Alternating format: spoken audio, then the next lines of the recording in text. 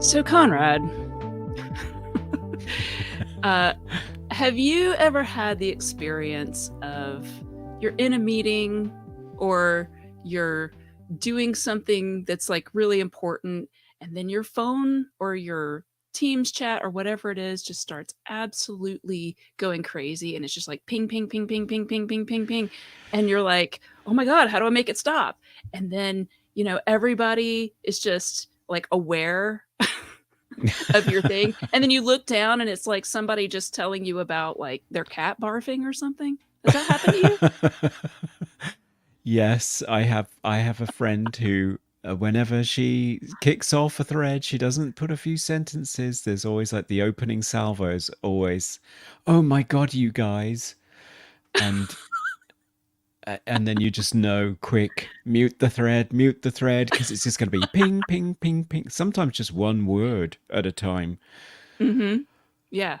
It's it's a lot. I mean, I don't know if you remember this term. I think it was like from the 90s when the internet first took off, but they had like it was called netiquette.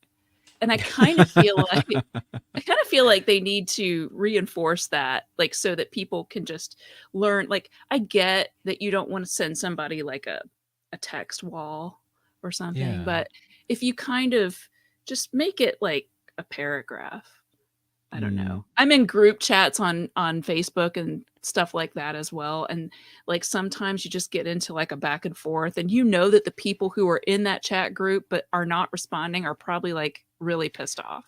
Yes, because their phone is blowing up every five Yeah, minutes.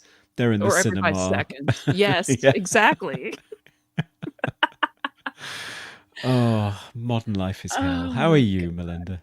I am doing, all things considered, I'm doing pretty well. How about you? Yes, pretty good. Bit of a cold, so apologies if my voice sounds strange in this episode.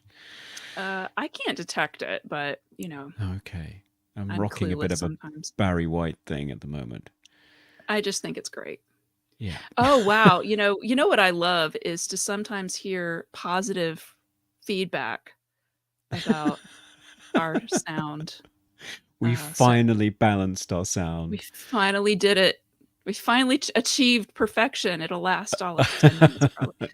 Let's see. Uh, Oh. all right. So I just wanted to say, like during the show today, for those of you who are here, thank you. If you have a great off the wall topic that you would like us to cover in a future show, I thought it might be fun if you want to yell those out during the show if they come to you. Just yell them out in the chat, and at the end of the show we can read them off, and maybe get some feedback from the audience as to whether those are great ideas. So anyway, just thought I'd put that out there at the top of the hour or 2 hours or however long this is going to be. I don't know. With water, it's flowy. It's flowy. It is, and you should never underestimate floods. It could be bad.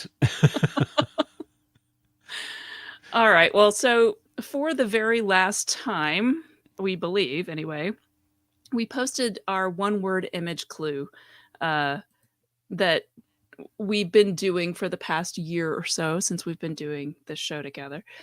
And we asked people to guess the topic for today. So there's all these clues sort of hidden in the image. And I was going to read off a few. I only posted this on Patreon just sort of to give our patrons a little exclusivity there. So David Whitehead says, what the hell is new wave music and its relation to other genres? Because of course the word that we picked as our clue word was waves. We have Mm. this beautiful image of Ophelia laying in the water, and then a little naked child sitting on a water lily pad, sitting there looking at her, and then some bedposts sticking. It's a very weird kind I of love it. I want it for scandalous my image. next album cover. I think it's great. It is great. It's great. So yeah, new wave music would have been a great guess. I mean, honestly, I don't know if I would have been able to come up with this image for new wave music, but that's pretty cool. Mm. Conan the Librarian, or KBA, says obviously talking about Point Break, which I love that as an idea because Yeah. I do love that movie, mostly because I love Patrick Swayze. So Carlos Montenegro. So I had to read this. This is a longer one, but I love it. So he goes, I mean, the woman in the waterbed gives off Ophelia vibes from Hamlet. The dragonfly makes me think of the enormous one that landed on Dennis Quaid's face in Caveman. And the little fairy makes me think of Legend. Then the bedposts make me think of bed knobs and broomsticks. So I believe it's safe to say that this week's topic is sleep in movies, both the eternal and daily kind, I imagine. Like, how does every character wake up with perfect hair and makeup and no morning breath? What a great Right. what a great question. I don't know about you, Conrad, but every single time I'm watching any kind of movie, especially a romance, and people wake up together and they immediately start like making out and talking real close, I'm like, oh no, no, no, no, no, no, no. Yeah. It's not good. No, I try to scurry off to the bathroom as soon as I possibly can to try and maintain the illusion that I'm fragrant at all times. First, absolutely. Uh, Oh, and then, of course, finally, we have Jeremy Kerr, I think was the first one to guess correctly, at least half of our topic. He says, waterbeds, aquatic mattress miracle or motion sickness menace. So, oh. this is the first time I think, Conrad, that you and I have done a true what we've traditionally called a 50-50 episode, right? It is, yeah, because strangely, I could not find anything waterbed related that was interesting in the UK. Maybe I've led a very sheltered life and my my Googling kung fu was just not good enough, but I couldn't. So I just picked another water related thing and ran with it. I love it. Sometimes we get the more off the wall things, and so I know obviously, Conrad, you've heard of waterbeds. We can talk about Mm, your background with them. But of course, our topic this month is we called it Waves, and it's waterbed history. And then you'll be talking about The Water Babies, the film from 1978. that's right, yes. A live Yeah. action animated film from Britain. Mm. Yeah, I had never heard of it. So um, I've been wanting to do a show on waterbeds for a really long time. And I know that sounds really weird. For some reason, I just thought it would be a great topic. It was somewhat challenging for me, but hopefully you'll learn something new. I'm trying to bring something new to the conversation with it. So um, anyway, yeah, we're talking waterbeds and water babies today. So I'll just go ahead and dive in. I encourage as many water puns as we can possibly have today, everyone. So just jump on in with all your water puns. Yeah. Um, so, waterbeds. All right. In ancient times, Persians slept on Wow. water filled. I know, right? We really are Persians going slept on. back. Yeah, I'm going to start from the beginning of human history. Uh, Okay. yeah, so Persians slept on water-filled goat skins, which sounds, I don't really want to think about all of Hmm. what would be involved in that. I do wonder what they sewed it together with to make sure that it was patent, but nonetheless, Yeah, probably goat guts or something. I guess. But I mean, it's impressive. So Mm. that's supposedly the earliest form of the waterbed. I would love to see the archaeology that was done that found that information.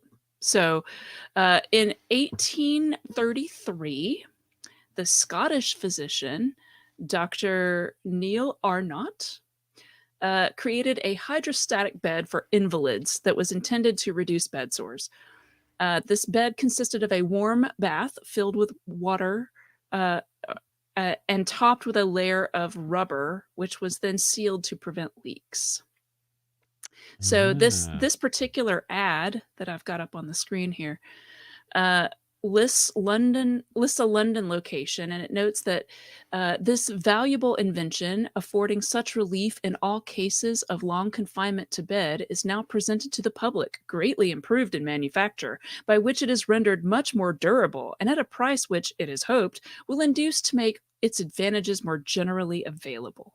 So it's Marvelous. Dr. Arnott's hydrostatic or floating bed, and it just sort of looks like a walking coffin, maybe a walking piano. I don't know, what would you sort of call that. I don't Yeah, really. I think so, and it's even got some trellising along the side, so that's Yeah, it's lovely. fancy.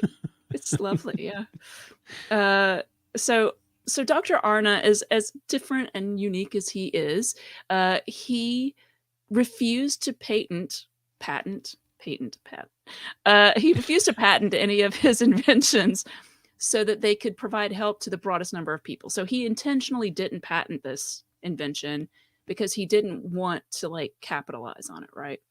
Unfortunately, other people did not share in that. So in 1851, just like about 20 years later, a British physician, William Hooper, invents a bed consisting of a series of fluid filled rubber chambers laid side by side on a bed frame. And it was designed to be used in burn wards. And it's thought to be the first medical flotation bed. So, all these initial water beds that were created were very much intended for sick people. And so he was able to obtain a patent for he's the very first one for waterbed design. Unfortunately, it was regarded as a market failure. He could not come up with a way to regulate the water temperature. So back then it was, get really cold, which wasn't super comfortable to sleep on. So I do want to point out it's probably difficult for anyone to read, but up on the screen I have this, universal invalid tubular water and air bed, right? This ad that was in a paper or some kind back then. And I wanted to read a couple of these things. They're kind of hard to read, but number 7 on the list says, by the temporary removal of 1 or 2 tubes, it affords room for the introduction of a bedpan, which is Oh, super useful. that's really convenient.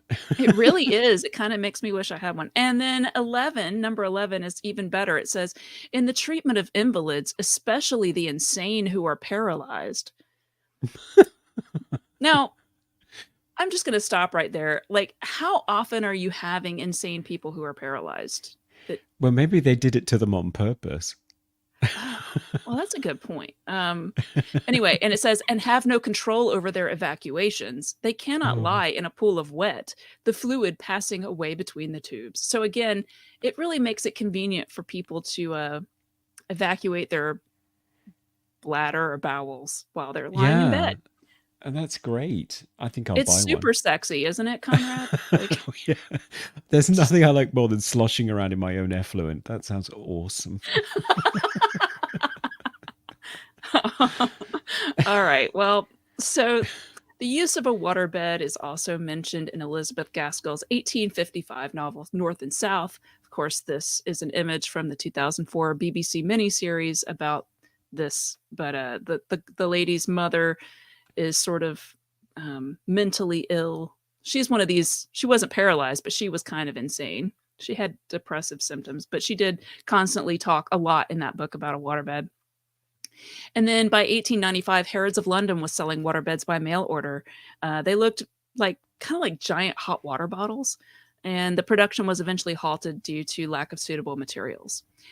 In 1871, Mark Twain writes about the use of a waterbed in New York for invalids in a church infirmary. So I guess I'm just pointing out, like, you guys invented the waterbed, so this is your fault, like Okay. you Uh, personally. okay, I'll take the or blame. it's to your credit, depending on how you feel about waterbeds, right? All right, so science fiction writer Robert Heinlein, I think is how you pronounce it. He described therapeutic waterbeds in several of his novels, Beyond the Horizon, Double Star, and Stranger in a Strange Land. Um, and I think this came from kind of like what you talked about in our last episode, with the singing detective. This Yeah. particular person in 1934, he was discharged from the Navy on medical grounds after he contracted pulmonary tuberculosis, and he was bedridden and hospitalized for a very long time. And so he was really desperate to find a more comfortable water-filled hospital bed. So Right. again, still kind of talking about it from a medical bedridden type perspective. So then in the 30s, vinyl was beginning to be used to make commercial products, and as it became more widely used, it enabled something somewhat unexpected, which was Charles Hall and his marvelous invention. So it was the summer of love in 1967, and Charles Pryor Hall was a design student at San Francisco State University in California, and he was working on designing some flotation furniture for an engineering class. He initially wanted to make a chair, and he designed a vinyl bag chair, sort of like a think beanbag chair type of thing, I think. Okay. But it was filled with Jello and another like with liquid cornstarch. So think like cherry pie filling. So Oh, Jello lovely. combined with cherry pie filling.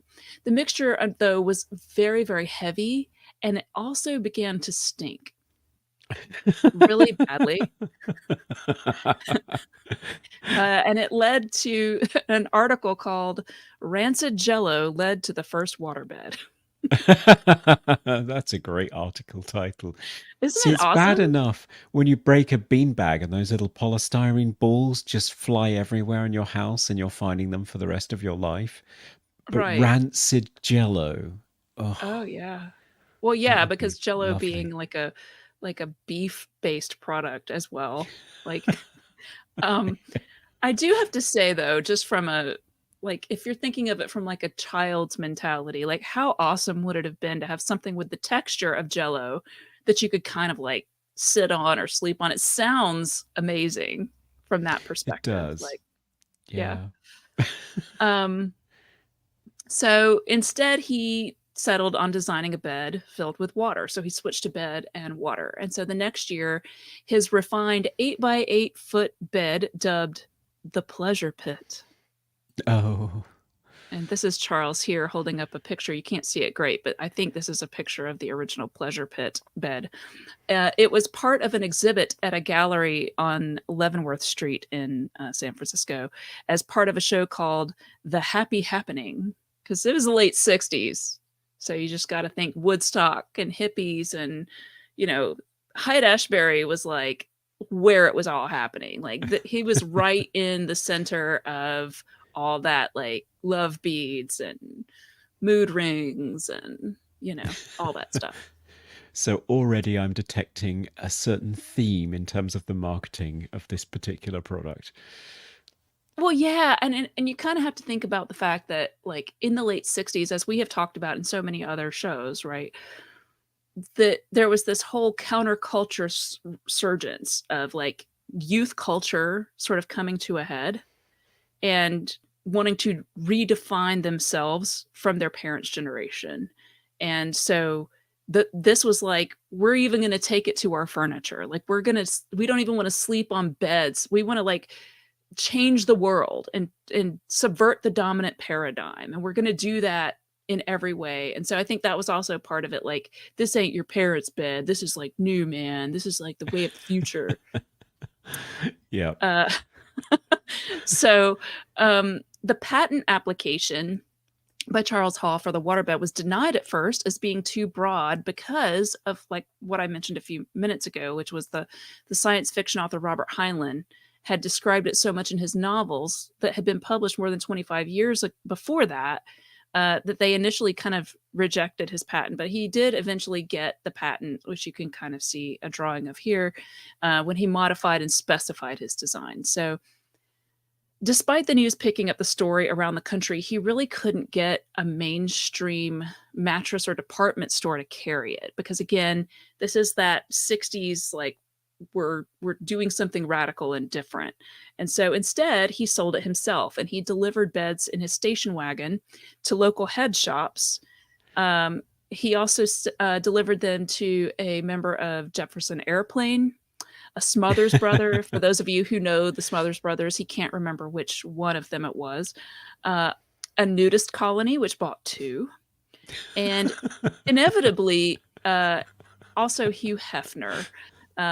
This particular ad I have on screen here is from the May 1970 issue of Playboy. Is Um, she dead? this picture is very disturbing, you guys. So I do have to say, like, I'm just gonna like make it full screen for a second. Like, I don't even understand what her head is. It's Like, like I've looked the at it, I've thing zoomed it died. in. I've it looks like a ham. Like, A it's just hairy ham. I don't Yeah. Harry It's hit one. Yeah, basically I don't a half transformed human alien thing that's just crawling ashore it's undyed. like The Ring. Oh, I love it. Yeah, That's great. it's it's pretty great. It's Yeah, when I you want to hear buy one. ad in Playboy when you hear ad in Playboy, this is not really what you think, but this is what it is, so, Yeah, I really want to um buy one now. I know. Uh, Apparently Hugh Hefner, ordered one for the Playboy Mansion. Some articles actually say he had 2, one being outfitted in green velvet and Tasmanian possum fur, Oh, bolstering the waterbed's reign at the forefront of swinging cool. right. So, uh I'm thinking they only, just like the nudist colony, they only have two, so there's one that's being hosed down in the shed at yeah, any time, and you yeah. can sort of cycle them. So one quote from this New York Times article from 1986, it says, "Waterbeds were novel, they were fun, they were sexy. The waterbed was a countercultural item, not the bed your parents had." That same Times article noted, quote, "About the only place waterbeds do not seem to sell, in fact, is New York City, which has the distinction of being considered the nation's worst market for waterbeds." Now, part of that is because New York people kind of consider all of that like immediately passe. So they're like, waterbeds hit the market, and then like a week later, they're like, oh, that's old news. Cause they're like sort of seen as kind of being New York cool. But also, I think some of it has to do with, as we'll talk about later, a lot of people live in apartments in New York, and waterbeds were often forbidden in apartment buildings by landlords, whether it was warranted or not. I found a lot of like legal cases and stuff about people getting kicked out of apartments for having waterbeds, just because of the weight of the bed Right. Oh, okay. and the possible leaking, which if you're in a on the 13th floor is kind of a big problem. Yes. um so let's see, eventually he did get investors, and created inner space environments with stores throughout California. And even with the patents, there were still a ton of cheap imitators. So he was constantly having to fight that.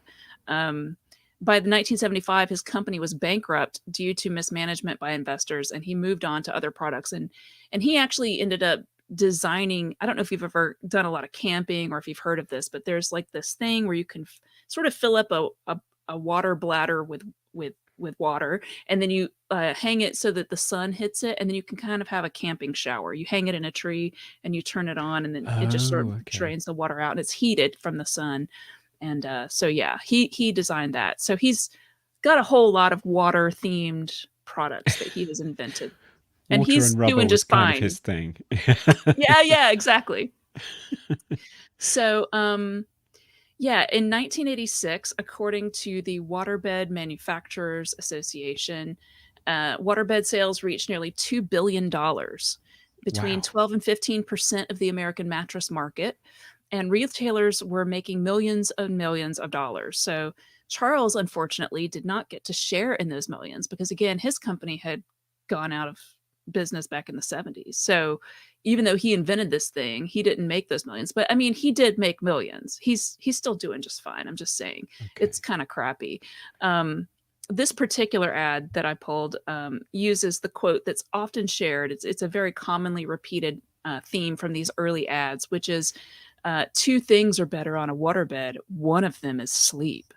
So particularly as the 70s were rolling along, right? Sex was definitely starting to be used to sell waterbeds. And you see, like, this is a black and white ad. It says free color catalog. You can order one, but you've got a lady in like a negligee laying in this very 70s looking wood framed waterbed, which is, those are called hard side waterbeds Right. because they have Yeah. hard sides.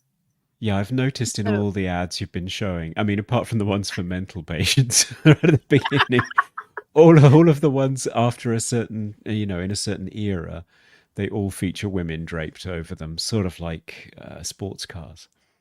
absolutely. Yeah. There's a Yeah. lot of similarities with that. So, So, Conrad, have you ever actually slept on a waterbed or even seen a waterbed in real life? I have not. No, I either have led a very sheltered life or they really did not take off in the UK in the same way. I did know Okay. somebody who had a waterbed, but yeah, it was never something that appealed to me in any way, and I've never seen them anywhere, even on What do you sale. imagine what do you imagine it would be like to sit on one or to lie on one? Well, I just imagine that it's very sort of bouncy and sloshy Uh-huh. because I mean, maybe they're not. Maybe they're sort of more in smaller pockets, compartments within the mattress. Because otherwise, if it's just like one big rubbery bag full of water, you'd sit on one side and the other person would fire out of the other. I don't know. I just imagine it being completely inconvenient and impractical. Mm. Well, so I'm going to start off by saying that whether a waterbed is comfortable, uh, much like any other kind of bed, it's a matter of personal preference. That seems to be the consensus. So some people really, really, really love them and find them to be extremely comfortable, and some people really don't love them. What I'm showing here is the standard sort of 70s, early 80s waterbed frame that I've seen in a lot of like I've known a lot of people who had water beds, and I slept on a water bed for about a year. So at slumber parties, I slept on them in the 80s, like when, there a friend's brother had one and, he was out of town. And so me and the girl, like we were like, 10 and we're like, oh, we're gonna sleep in his bed. It's cool because it's a water bed. And then I had a couple boyfriends who had them in the late 80s and then early into the 90s. One of which I lived with for about a year when I was in college. So this section is going to be called "That Year I Slept on a Waterbed." Um, so this is me in about the time Oh, period when I was oh like wow. sleeping on a waterbed on the regular. Like so early college, um, is my sort of gothy, punky, whatever phase. I just want to Hmm. set the stage for you here. So anyway, I'm gonna say like there are some pros to waterbeds. They're great for, as we've already talked about, immobile people. They're great for people who are prone to getting pressure ulcers because you don't get any pressure sores or like things like that if you're sleeping on a waterbed. They're they actually have less allergens. So because they're made out of vinyl, like they don't absorb all of like the dead skin and the all of that stuff, which is kind of gross. You can just literally wipe them off with a Mm. damp cloth. And so for people who have really bad allergies, they can be wonderful for that. Some people, as I said, do find them to be extremely comfortable. And of course, some people really do think that they have a ton of sex appeal. But from my experience, so the main waterbed that I slept in was one of those. It looked like this guy right here. It really looked a lot like that. I think it even had the same basic like comforter. Like it. Anyway, Yeah. this is not a picture of his bed, but I'm just saying that's what it kind of looked like. So, um, it was for me like one thing I will say is once you fill this thing up with water, okay, you cannot move the bed. So, if you like have it up next to a wall on one side, you better not drop your keys down there is all I'm saying because you will not be able to get them back. Like so anyway, that's one thing to just keep in mind. Like once the bed is full of water, it weighs like I don't know how many pounds, but it's like a lot, over 1,000 pounds. Like it's really, really, really heavy because it is. Wow. These older beds are one giant water bladder that's sitting inside of a wooden box, basically. Um, and so filling it up with water can be kind of challenging depending on the layout of your home.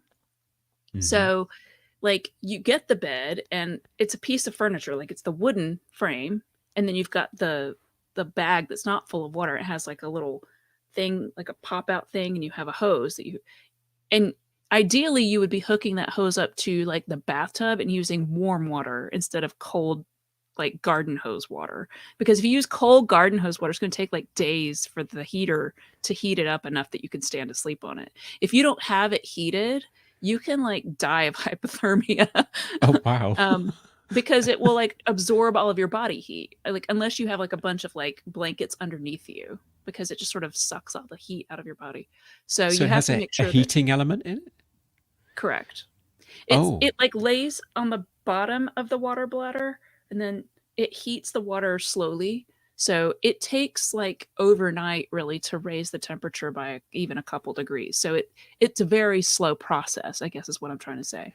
so it's water plus electricity that you're sleeping on. Oh yeah. That's lovely. I feel really safe. Yeah. um so the draining the waterbed is also an issue, depending on again where you live. Like if you live on like the 13th floor of a high rise, you know, you have to find a way to like get a hose that's long enough to reach from like your bathroom or bathtub, whatever, into the bedroom where the bed is. So you may be like joining a bunch of like hoses together to get it long enough to do what you need to do. So it's quite an event filling up and heating the waterbed when you first get it. It's like not super fun. Yeah, it sounds And like you'd have also, like a block party for it or something. yeah, and draining it probably also. I mean, I guess if you are used to doing it like a lot, like if you're like a person who like a furniture delivery person, I don't know if they actually filled them up with water for you, but you probably get really good at it. But like most people were doing it for the first and last time, you know, or at least for one of the very few times in life you're going to do it. You're not going to be an expert at it, right? So you're going to have this whole learning curve and possibly water getting on the floor. And you have to be careful to shut off the hose at the right time as well to not overfill the bed or underfill the bed. Right. And then Yeah. you have to get all the air bubbles out. Yeah, it's this Oh, whole process. So you have to like take a ruler and slowly like one of those big yardsticks and kind of like push all the wow. water the out the little hole that's on the bottom. It's a Yeah, performance. it really is. It really is. Yeah. So it again has to be perpetually heated, which can be problematic when the electricity goes out. So one of the things that happened when I had a waterbed was we had Hurricane Opal, which happened back in the 90s, and we were without power for around a week, maybe a little longer than a week, like no power. And while it was like September-ish in Alabama and it was still kind of hot, like as I said, the waterbed stayed kind of cold. So if you try to sleep on it, it's not heated and it was really cold. So I'm pretty sure we had to sleep in like the guest bedroom that week because I just don't think we could really stand to sleep on the waterbed. Wow. Personally, I like to be very warm when I sleep. Michael will tell you that. And I was always cold because I think the person didn't have it heated quite as much as I would have preferred. So that was a whole thing. Um, you are correct that if your partner moves a lot while they're sleeping, like it will move you. But I will say, like, you get used to that. Sort of. But one thing that Yeah. I go ahead. Sort of subconsciously tune it out almost while you're sleeping, I guess. Sort of, yeah. I mean, people talk about, oh, you get seasick. I never got seasick on one. It more than to me, it doesn't feel so much like you're floating exactly, although it kind of feels like when you're on a like a raft in the water. Like that's Yeah. kind of the vibe that it has to me. Um, again, I probably wasn't sleeping in like the highest end waterbed, and newer waterbeds have exactly what you described, which is like water, like chambers. So it's Mm. not just one giant thing filled with water. Um, one thing I will say is that if you're hungover or if you've had too much to drink and you're sleeping in a waterbed, it's not a great experience. No, So I can while I didn't imagine. get seasick like on the norm when sleeping in a waterbed, uh, first of all, it's really hard to kind of get in and out of one until you kind of figure out how to move your body to do it. But if you are like really drunk and or hungover, it is just I wouldn't recommend it. Let me just put it that way. No. You don't And need then any movement in that situation. I just remember he had like those glow in the dark stars that you could like stick on your walls. He had them like stuck to the ceiling. And I just remember laying in the waterbed and it kind of going like this and like the stars just swirling over my head. And I was like, oh my God, I'm going to be so sick. So, anyway, and then there's the last little, I'm not going to spend a lot of time on this point, but personally, not great for sex. Like, just not great. Wouldn't recommend. Like, Okay. 1 out of 10 stars. Never done I know it. that's what it's the selling feature, right, that everyone talks about, but Yep. No waterbeds, s no hammocks. As I said, I've obviously been very unadventurous. okay, so I did a lot of reading about waterbeds for this, and, I found that they're all pretty most of the articles were pretty repetitive, and they didn't give me a lot of fun, unique stories about what it was like. So I actually reached out to someone because I found this store kind of near me. It's about 90 minutes away from me. It's called Southern Waterbeds and Futons. And I was considering trying to go there, but I didn't have enough time to get like to fit it in my schedule. That store has actually been there since before I was born, Oh, and it has wow. been managed by and owned by the same person. His name is Len Hardman, and I took a chance and I emailed him, and he was super kind and he responded to me and he gave me a lot of amazing insights. Right, like he gave me all these insider stories, and I'm going to go through a few of them. I know, like I've been talking for a while, but I just want to share a few of these fun stories. So he does confirm that in the late 60s, when he first came in contact with waterbeds, they were sold in head shops, which was super common. He traveled around at that time as a salesman and eventually traded in his old innerspring mattress, which was like falling apart, for this waterbed. And he fell in love with it. It was so great. He loved sleeping on it. He says, I asked him, what's the most frustrating myth? Because there are a lot of myths about waterbeds. And he actually surprisingly said that it's that they're sold for sex appeal. He says initially Ah. they definitely were. Um, so I'm just going to show this sort of sexy looking waterbed while I talk about this. Um, he says initially that yes, but not really anymore. So he says, I will tell you this. If someone tells you how great sex is on a waterbed, they either don't know what they're talking about or they're lying through their teeth. So this guy knows what he's talking about and he's totally backing up what I'm saying. So just anyway.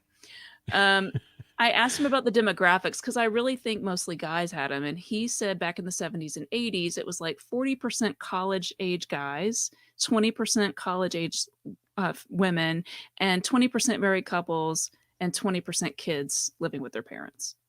So Right. kind of all over the Yeah. board. Um, he says that he does get most customers that he has are lifelong waterbed fans. New converts are usually the spouse of a waterbed fan that wants to go back to a waterbed after being away from one. So he does, again, he sells a lot of the newer style soft side waterbeds, which I'll show you a little bit later. I asked him about how many beds he sold in a day, like what's the most beds you sold in a day.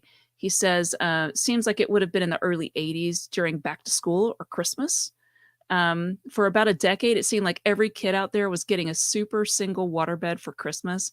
The parents all wanted them delivered and installed Christmas week, and especially on Christmas Eve as a surprise. He says, I don't miss those days at all. um, Yeah, I can imagine that was not fun. You don't want to be the Santa Claus of waterbeds, do you? yeah, imagine that. Imagine Santa, like, okay. I asked him about the most unique waterbed he ever sold, and he said the most quirky and maybe a little kinky was this mirrored canopy bed. And he says, I bet Oh. every waterbed dealer will tell you the same thing. He sold so many, though, it became normal. So this is an image from The Price is Right. You can see the mirrors on the top of the canopy bed there. Um, Lovely. And it even has a handy model there as well. Yeah, absolutely. He says the most unique one I ever tried was at a trade show in Vegas that was brought in by a German company. So they apparently did sell them in Germany as well. So he says the bed was inside of a pyramid structure formed by big wooden beams with the bed sitting low on the floor. Underneath it, they had installed some huge speakers that were connected to an outrageous sound system.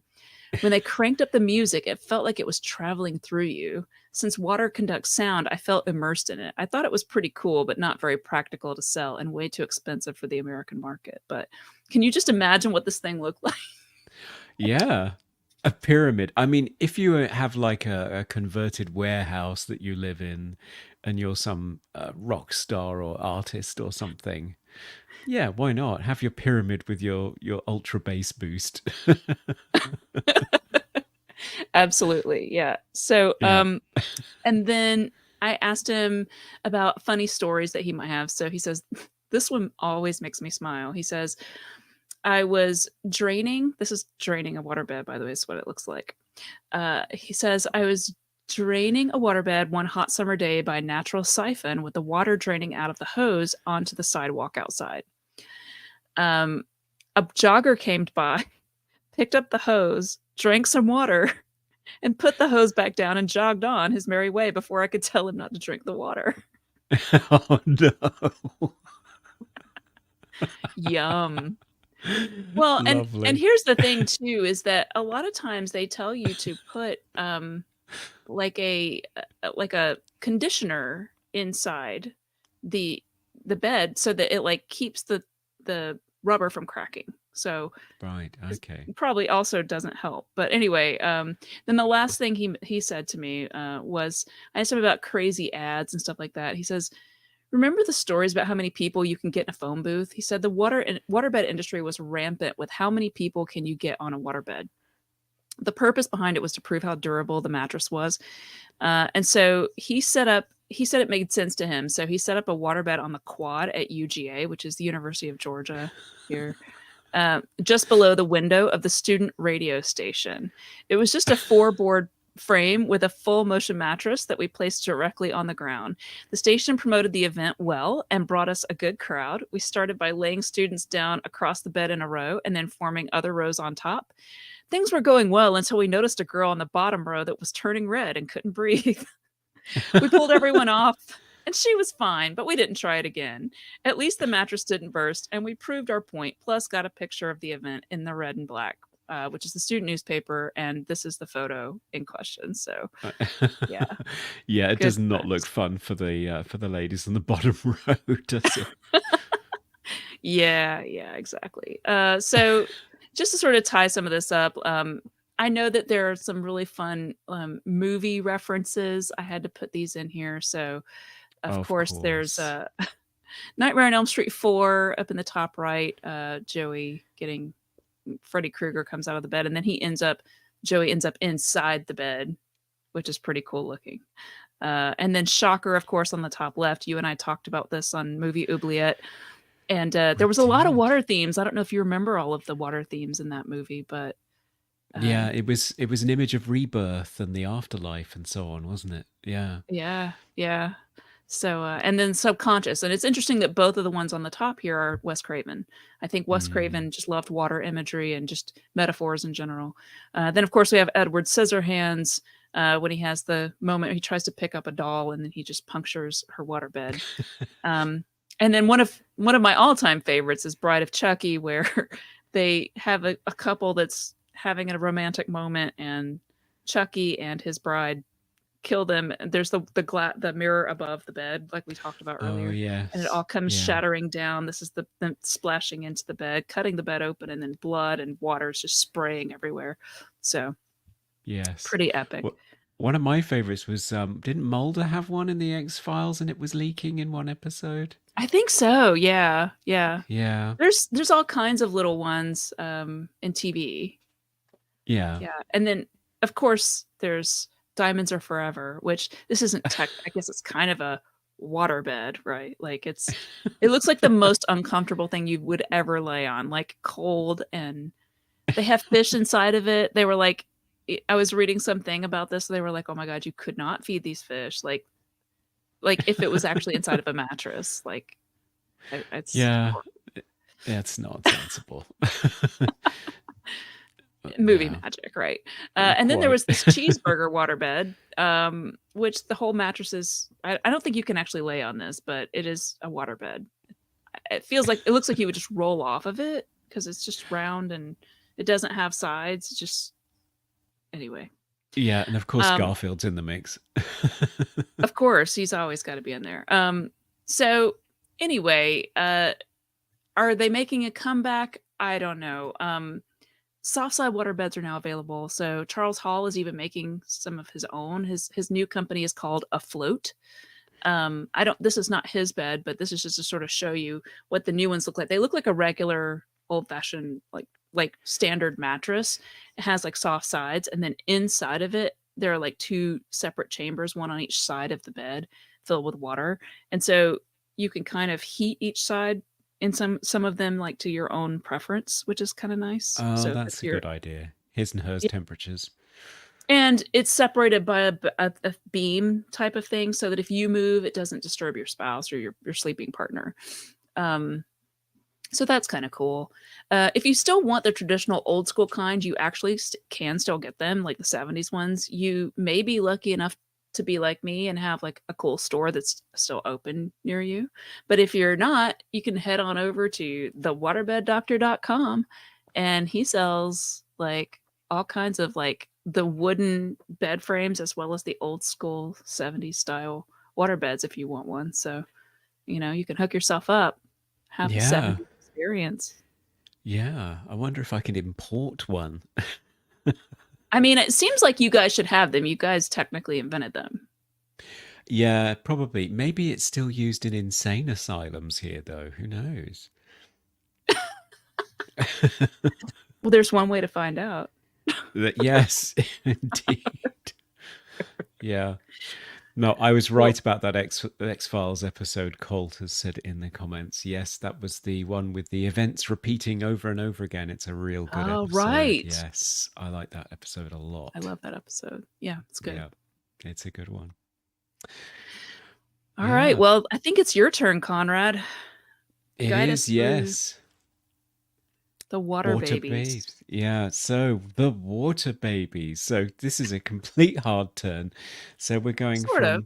from a furniture cultural icon strongly marketed on the basis of sex to a children's film from the UK in 1978. It was based on an 1863 children's novel Mm, by a British clergyman, Cambridge professor of modern history, socialist reformer, natural scientist, and novelist, Charles Kingsley. This comes from mm. that period that you get in Austen novels where, sort of gentlemen either end up in parliament or they end up with their own parish. And Uh-huh. if you end up in your own parish, then you kind of all you have to do is a sermon on a Sunday, and then the rest of the week is yours. So a lot of them ended up taking up a lot of hobbies and, creating the Industrial Revolution and cataloging every butterfly in the world and doing all kinds of things. So he was a busy guy. Um, the story Sure. is a coming of age story of a young, seemingly orphaned chimney sweep in a northern city in Victorian England who goes on a series of magical adventures when he falls into a river and transforms into a newt like creature called a water baby. Harkening back to our episode on fairy tales, it's Uh-huh. essentially a Cinderella story, a tale of a neglected child who makes good after a period of difficulty and overcoming problems. And Right. like all fairy tales, it comes with a message. But instead of a cautionary tale for children about the dangers of the world, it's informed by Kingsley's particular brand of mid Victorian Protestant and Anglican Christianity, with Oh. influences from Christian socialism, which believes Ooh. that capitalism is rooted in the sin of greed, and his own Okay. personal interest in natural history. So Okay. it's very critical of Victorian industrial systems of labor and its consequences for children and the natural world. Instead, it argues for a natural law that requires us to take responsibility for our environment, because our environment during the Industrial Revolution was not great. Let's be You don't honest. say. I've never No, heard that. yeah, it's pretty foul. Um, Uh-huh. Through its narrator, it's also been argued that Kingsley is challenging the notion of deductive reasoning and instead attempting to teach what's known as inductive reasoning, which is the process of making Mm. generalizations just from specific observations. That sounds like a great plan, and nothing could go wrong No, with it. that's a fine scientific method, that one. Just sort of, Uh-huh. yeah, I think it's this. Okay.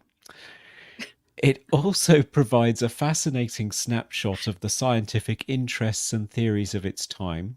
Much has been written about its apparent support for Darwin's theory of natural selection. On the Origin of Species was hot off the presses at the time, having been published Was in it? 1859. Yeah. I mean, good old Darwin. He's I mean, Yeah. he's got such a brow on him, doesn't he? Oh yeah, I'm not sure how he arrived at the idea that we might be related to apes, but there we go. Yeah. Um, so yeah, Kingsley and the Water Babies engages in and satirizes a number of scientific theories in his children's books. It I'm also, getting scared, unfortunately, Conrad. You've said several words that make me afraid of where we're going. well, hold on to that thought because his Okay. his book also, I'm sorry to say, reflects some common prejudices among Victorian gentlemen of the British That's where I Empire. thought you were going. Yeah. It suggests that Americans' freedom has made them prone to crime. Um, I'm not sure Well, we if are you prone to crime. know. It's true. I So there you can't go go. a day without crime. Yes, I'm sure. Um, it describes Jews as rich, dishonest merchants, which Mm, is all kinds of that's not not great. problematic at all. No. It lists popes as one of the four great bogies alongside measles, famines, and despots. And Wow. yeah, and spends a lot of time being xenophobic about the Irish, who he calls potato eating ugly liars. And what it says about black people and the words he uses is probably best left to the imagination at this Oh point. dear. So, yes, it ages not like a fine wine. So, Right. not surprisingly, it isn't so much reprinted word for word now for children Abridged. as sort of reimagined and retold via other writers and illustrators based on the themes and the overall arch of the story. Uh-huh. um, yeah, not surprisingly. The story was originally serialized in Macmillan's Magazine, a monthly literary periodical between 1862 and 1863. Kingsley's texts are described as often being, quote, ragged, baggy, tugging sharply against the regularities of order and form, and the Water Babies is even more chaotic than the usual run, as one academic put it. Although it's been perennially in print in some form or another, adapting it to the screen would prove to be a challenge. The first film adaptation was a silent black and white short directed by a Brit named Percy Stowe in 1907. I couldn't find it, unfortunately. It may be lost to time. Oh. Disney released an 8-minute Ooh. silly symphony short on the 11th of May 1935 called Water Babies that was apparently inspired by Kingsley's novel. I've seen a quote Ooh. attributed to Disney himself suggesting such, but if so, it's only very loosely based. It looks like an Anne Geddes inspired fever dream about a bunch of naked babies frolicking in a pond. I don't like it. It looks Yeah, terrifying and horrible. yes, it really does. Oh So my god. move swiftly on to the 1978 film directed by Lionel Jeffries in the UK. And Jeffries was primarily known as an actor. He appeared in such genre classics as Hammer's The Quatermass Experiment in 1955, First What a Men in the catchy Moon. title. Yeah.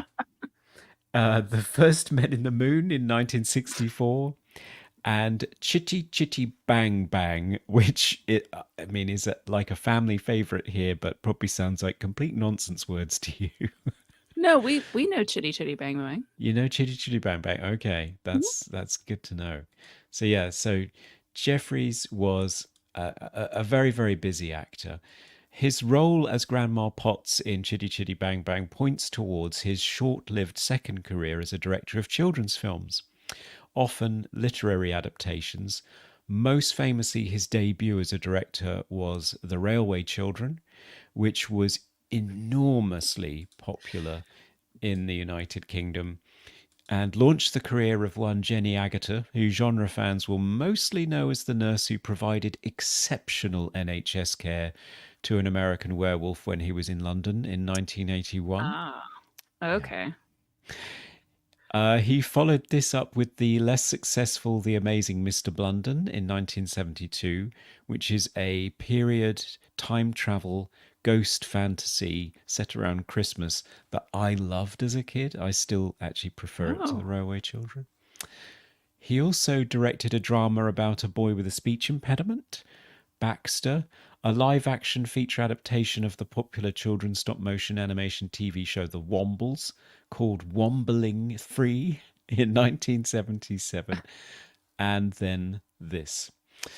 Uh, the Water Babies was an attempt to blend live action and animation in much the same vein as Disney's runaway hit yeah. Mary Poppins, 1964. Were you getting those vibes? I definitely got Mary Poppins vibes. And now Mm. that you sap it on the screen, Pete's Dragon as well. Yeah. Yeah. So Pete's Dragon 77 and Bedknobs and Broomsticks 71, which again, the less successful and popular of them, but my personal favorite. I love a bit of Mm. Bedknobs and Broomsticks.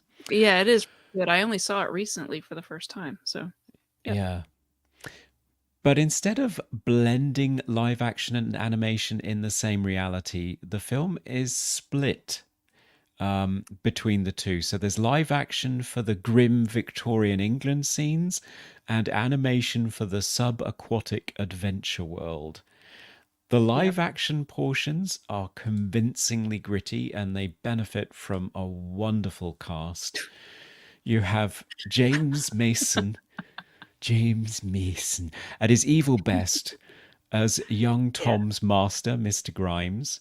You have Bernard Cribbins, who's appeared in two different incarnations of Doctor Who on the big and small screen. And he And I is, have his autograph. do you? Oh, that's Yeah. marvelous. I Yeah, love him. I mean, we lost him last year. He's no I longer with know. us, sadly. But Yeah. yeah, he was in Doctor Who twice on the big screen and the small. It's amazing. So he has a rare villainous turn as the sidekick of Mr. Grimes in The Water Babies. You also have Billy Whitelaw of the Omen fame as a mysterious and possibly magical figure who appears in the guise of multiple characters in both worlds. But yeah, I only know her as Mrs. Baylock in The Omen, where she was terrifying. We also All have for you, David. It's all for Yeah. you. Yep. We also have David Tomlinson, who was George Banks in Mary Poppins and Professor Emilius Brown in Bedknobs and Broomsticks. And he plays the stuffy owner of the stately home Tom is cleaning, stroke robbing. Looking visibly older, actually. Bless him. Mm-hmm. Mm-hmm. And we also have the young Samantha Gates as his daughter, Ellie. And fun fact about Samantha Gates, she and her younger brother Stefan were the models for the cover of Led Zeppelin's 1973 album, No. Oh. Houses of the Holy. Yeah. Oh my God. Now that you say that, I kind of see it. Yeah, you can. Yeah, you can't see all Wow. of it because I've included the little modesty Yeah, strip that sure. was put across Sure. the album in the US because the US could not take underage bottom, apparently. So it had to be Yes. covered up. Yes. But yes, designed by Aubrey Powell of the London design studio Hypnosis, it depicts multiple blonde naked children scaling the basalt columns of the Giant's Causeway in Northern Ireland. It's really spooky. Yes. Wow. All she remembers is being very, very cold and I miserable. yeah, well, I mean, it sounds horrible.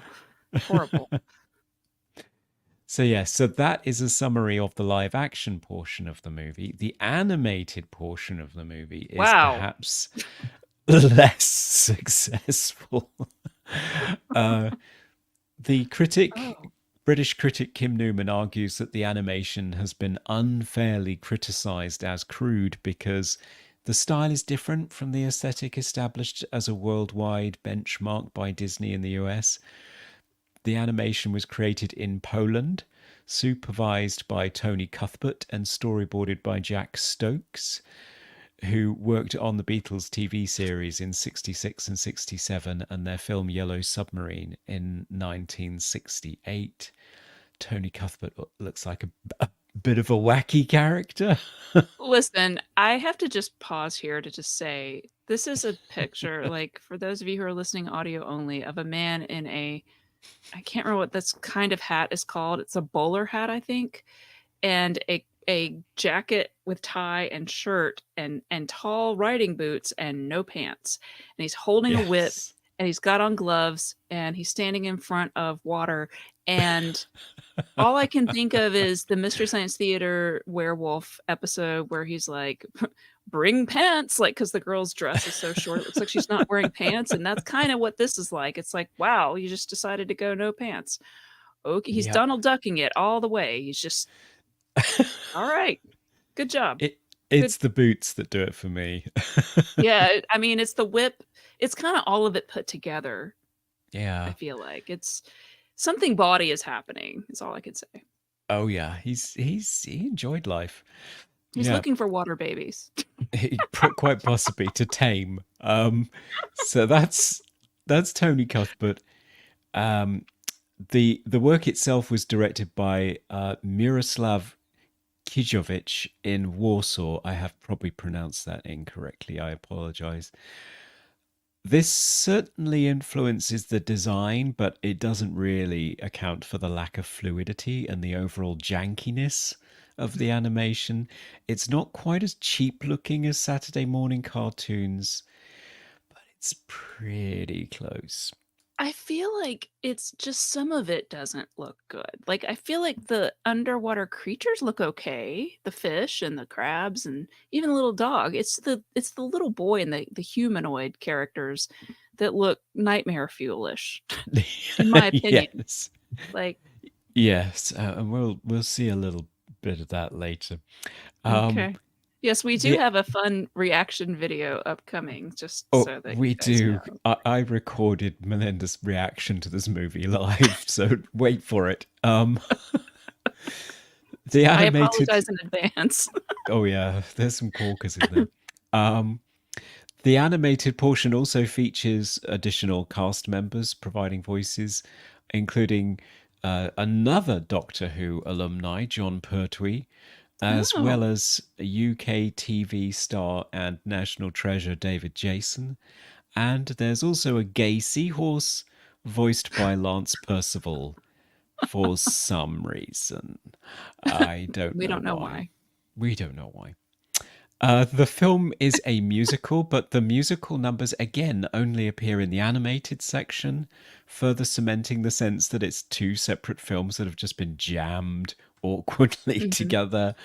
Um, the songs are by the partnership of Bill Martin and Phil Coulter, who wrote some of the most successful and memorable hits of the 60s and 70s, including Cliff Richard's Congratulations, Sandy Shaw's Puppet on a String, and Elvis Presley's My Boy. There are only three songs in the actual film, but one of Mhm. them, "Hi, hi, hi, cockalorum" is repeated over and Over over and again. over. uh, Yes. Yes, it on the is. and on the album, there are two more songs that possibly were cut from the film. Maybe we were denied them. Maybe they were supposed to be in the Hmm. live action section. I don't know. But yeah, the film is really odd. It's kind of gritty live action directed by Lionel Jeffries. It's just as good as his other work.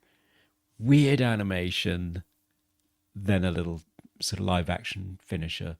And it's like, Yeah. what happened? The film was not released theatrically in the US.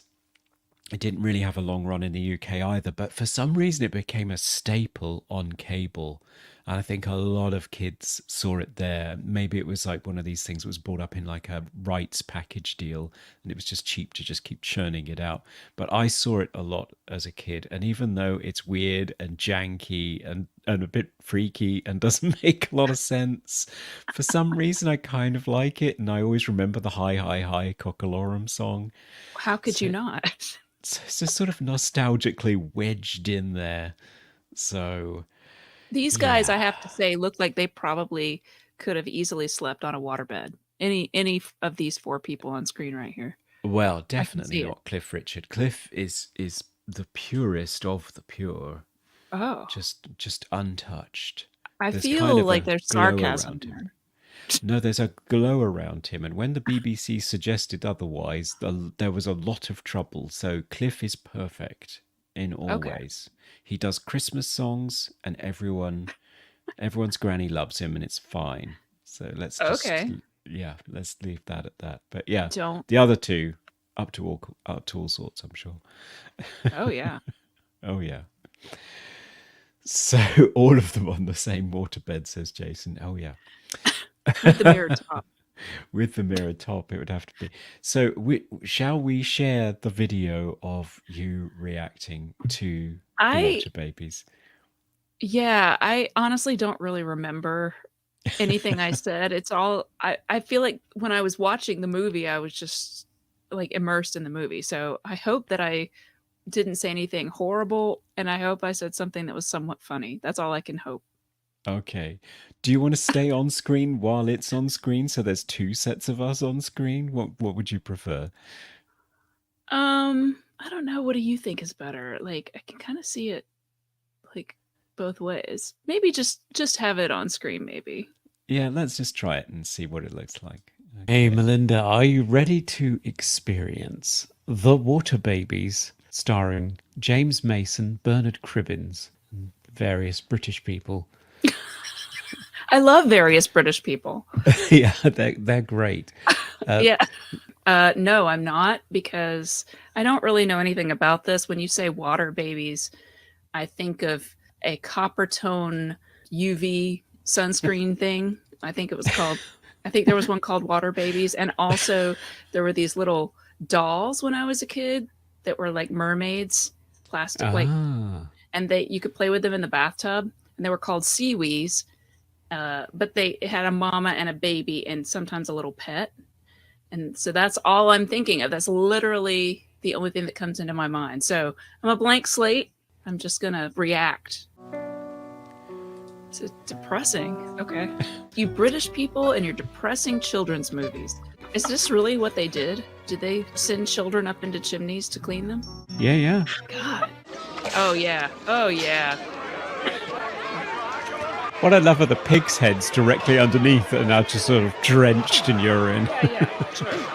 What a lot of people don't know is this is what it looked like in Britain in 1978. It's not far off, actually. Yeah, that's clearly not a lady sitting behind a black curtain at all. What happens to prentices what touch their masters, Damiel? Well, they're flogged and deported to Botany Bay. Botany Bay. I'm waiting for any of these people to be introduced to water. I think it was annual bathing in those days. I think so, yeah. And here's another one. Alcoholic you were- at the age of 10. I mean, if you were that kid, wouldn't you want to have something to drink? I know it's Yorkshire, Mr. Grimes. I've never seen it clean before. One thing I don't understand is why the kid has the voice of a 40-year-old lady with a smoking habit. He's a heavy boozer, so And he smokes like a chimney. right. And he literally lives in a chimney, so Ew. I feel like I'm in a Monty Python sketch right now. Every woman he sees is Billy Whitelaw. What a disgusting, filthy disgrace to humanity you are. Nailed it. Is that her again? It is. It's all for you, Damien. See, I think this is the only time we hear his real voice. Oh no, Mr. Guns, please no, not me bum. You know what I love about this? Is the whimsical music, like, child abuse is funny. Because, you know, in the 70s it still was.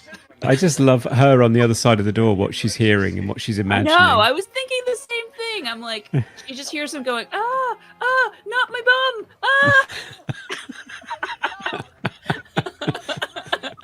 She came in and was like, what the hell are you guys doing? There's a poker involved? I mean, wow, it's like they took all their silver out and just put it on the table for the chimney sweeps to be able to see. Wow. Now everyone in the house thinks the ice cream man is visiting. I'll get cloud if I can't find me brush. So his brush was literally right next to him? It's the soot blindness. Sure. Oh dear, this is very unfortunate right here. He's walked Oh. into the whitest, pinkest room that's ever existed. Yeah. Looks like my grandma's bathroom from the 80s. Oh my god. You got a mum or dad? They died in Vienna last year on holiday. Cool. Not much of a holiday, Who is he? Jesus. I get really strong Neverending Story vibes from this. I do too! Is it because he's got the hair and she looks like the Empress? Like, imagine what he must think. She's in this beautiful white and pink room and she's got a man flayed hanging on a cross on her wall. Like, that's kind of morbid if you don't know the backstory, right? Yeah. I just love the shot of her saying, Jesus. Jesus. Feels like it could be meme-ified. Yeah, it really does. Jesus. It's all for you, Damien. Will you come back here, Ellie? Nobody ever listens to me. You're blonde. Get used to it. Benji, come home! We can't go outside this gate, unfortunately. What is happening? I was expecting her to be bedridden for some reason. Me too. But I think Secret Garden vibes, I think, is what I'm getting at. Yes, that is true.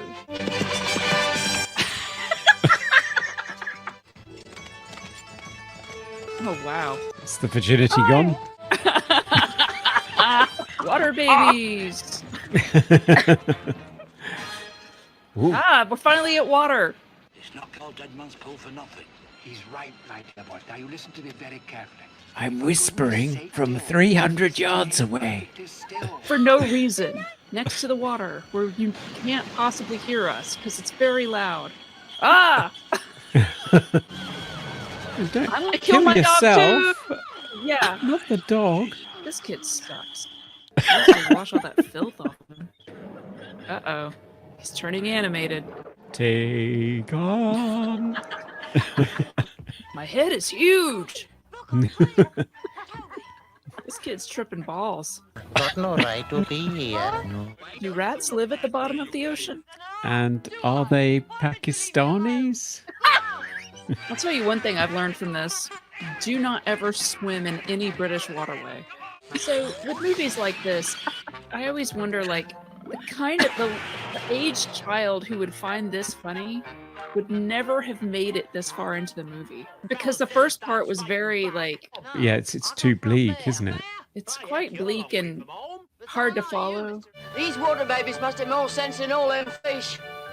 And if they can put us on the road back, I can see Ellie again. Just swim up. Yeah, just Dick. Oh, come on, laddie. Let's go away deeper. It's a Scottish lobster. yeah. Well, of course, they're all Scottish.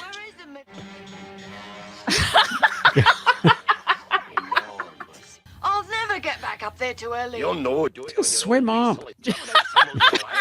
Oh, that I Oh God, I feel a song coming. It's like cop rock all over again. Hi, cockalorum? Does that mean something? Or Not this that I'm like a aware of. the road I must travel, like that? Yeah.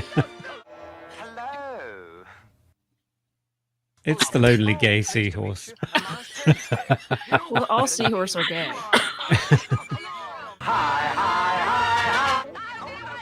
And now the tentacle porn begins. Oh, nice. Jesus, his face. Hey, look! It's the French swordfish. Oh my God. Whoa. Oh, wow. Whole lot of dismemberment happening now. I was expecting tentacles to get cut off, but he's literally just sawing them in half. How'd you get back up there? Swim up. Oh my God. What in the actual hell am I looking at? This is utopia. No, it's terrifying. Oh my God, her butt is just out. What have they What are been they doing doing? in there? Yeah. This is how you make water babies. So these are the souls of dead children who've died in shipwrecks and stuff. Come visit us at the bottom of the sea. Don't follow the lights. Come and play with us, Tom. Forever and ever. What I'm trying to find, see, is some way of getting back to her. Swim up. So is that a waterbed, do you think? There you go. It all connects. It's like we're in a Star Trek movie. Excuse me, what does God need with a starship? Look, he's gonna swim up. Here comes God.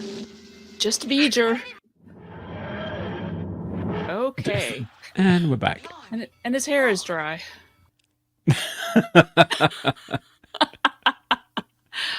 Wow.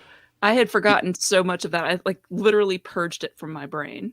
Yes, it's kind of there are a lot of comments about drugs coming in, so yeah, it is kind of like a bad trip. So that is the water babies. Thoughts, Melinda? What did you think of it? So, I mean, it had some very obvious similarities to Mary Poppins. Not just the actors, but like the whole chimney sweep thing, and then I think they even did like an underwater thing in Mary Poppins, if memory serves. And Yeah, I don't know, but it's not, in my opinion, as good. And also, as I think I said later, it may have been after we stopped rolling camera, but it feels like the whole middle part could just be taken out.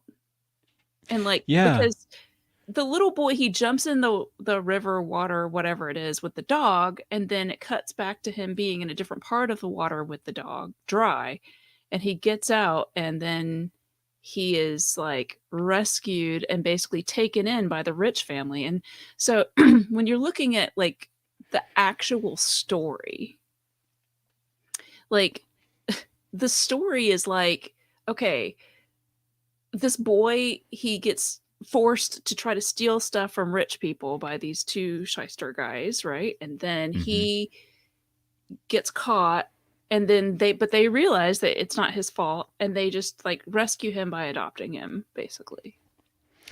yeah. So the message is, get adopted by rich people. If you're a poor, then for sure, like, steal stuff from rich people, because they will then adopt you. That is the message. That is the message. And if you happen to fall in water and just trip balls for 45 minutes of bad Polish animation, Yeah. then it just forget about it when you come out, and move on, because it changes nothing about who you are as a person or narratively. Literally, as you say, you could just cut that whole animated section out collapse the two together, it would make no difference to the story whatsoever. So, yeah, it's just Yeah. one of those bizarre things that you remember from your childhood uh, with great nostalgia, and then you revisit them as an adult and you just think, what? Why was I so hooked on this? But It yeah, must have been that High Cockalorum song. You loved it. I think so. Yeah, well, it was kind of drilled into you during the movie, isn't It it? it is repeated so many times. It is. Yeah. Yeah. So there you Uh, go. That's my water offering. I hope you enjoyed it. I I really don't still know what to make of it, but I do feel like my life is richer for having experienced it. So I There you will go. thank you for that. Uh so wow. All right. Well, we've got some super chats I want to read, and some other chats that I've been starring throughout the course of our show here. So first up, the very very top of the show, before we even started, Sal Vador gave us this extremely generous super chat, and thank Oh, you so wow. much, Sal. He says, "When I was a kid, a friend of mine's parents had a waterbed. We sat on it while playing Sega, and it sprung a leak. In my desperation, and because I'd seen it on TV, I began to drink the water and told him to get duct tape. It made me incredibly ill." So Oh, Sal had an experience much like the story that Lynn Harding told me, about drinking the water out of a waterbed, which you definitely don't want to do, right? But yeah. I wonder if that jogger was really ill afterwards and didn't know why, couldn't trace it back. possibly, maybe he died. Right. Let's go with that. Scuba Pete, thank you so much. He says, "Love you guys." We love you too. Oh, Like, we do.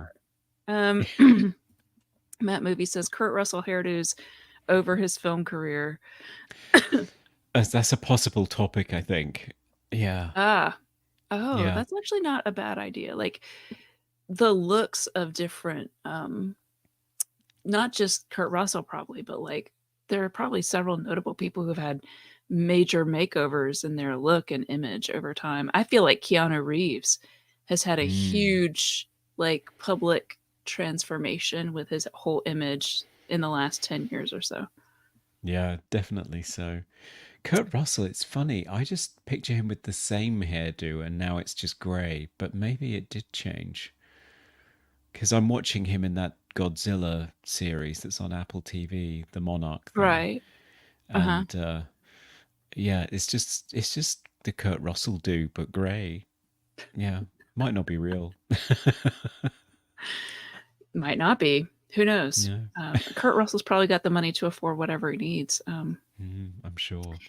AL says, "Why is all the weird stuff from England?" I don't know, but the weird and really depressing.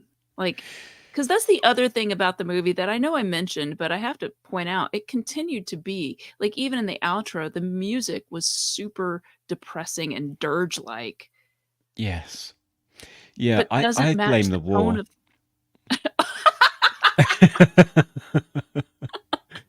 Sure, I, I just think we were why just not? really poor and just generally quite sad after that. It's just Aw, generational trauma, I think. Yeah. I guess. I Yeah. mean, I like it, but I'm a messed up person, so.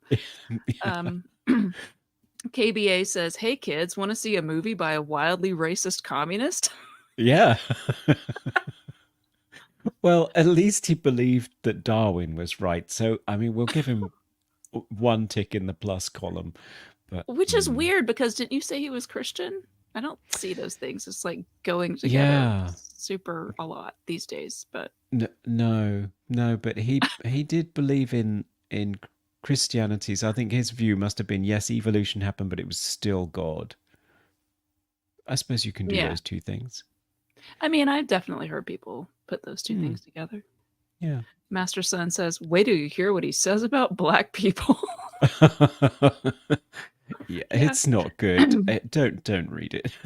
Don't read it. Just it's not. I mean, some stuff is just better left. Yeah.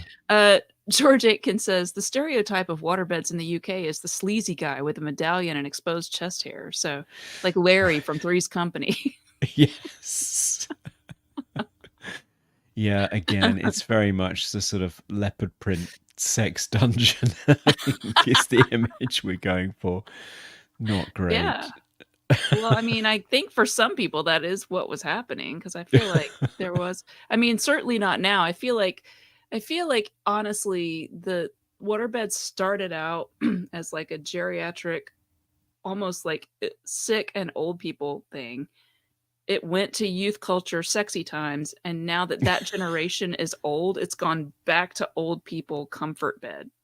Because It that has, generation yeah. is still the one that's like, and I'm not even because I'm pretty close to that generation as well. So like, I'm just saying like, it's if something sort of is going to help your aching joints or pressure points or your hips or something when you're trying to sleep. I mean, I can totally see buying into that, and Yeah, I would be really exactly. interested to sit on a soft-sided waterbed. Honestly, like I wish that store was nearer to me because I'm just curious, like what that's like. Yeah. Um, Well, maybe next time I visit, we could go on a tour Oh, of field trip. waterbeds. Yes. Yeah, I think we should. Yeah. I Which think Jason also, Anderson's. Oh, go ahead. Yeah. I was just going to say, I think the other thing that sort of ties those two things together between geriatric convenience and also sexy time is that they're wipe clean, I guess, as a mattress. Sure. Yeah, Yeah. yeah. I A think plus so. in both cases. It So, is. I mean, you can wash the sheets and you could like Windex down, maybe not Windex, but some kind of Yeah. cleaner. Yeah. Yeah, that's good. Which is good. Yeah. Jason Anderson says this water baby's Twitter feed is lit. He also says Macmillan's Magazine and casual racism for the dowdy house marm. Probably was.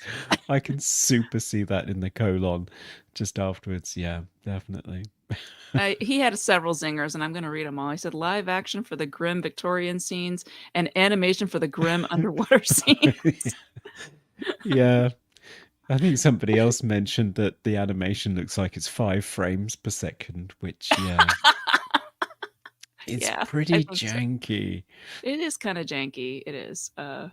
Master Son says British people are weird.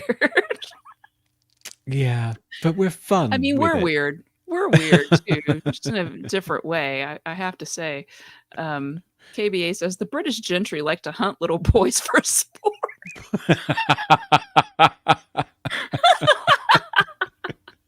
Hence the bugling and the horseback That's riding. right. Yeah, That's exactly. That was really what it was. that definitely was. George hunt Aitken the had poor. two. Yeah, hunt the pores, hunt the pores. George Aitken says the rivers are full of LSD, and he also says I'm Scottish and I don't understand him. It's because you're not a lobster, George. That's what it Oh. is.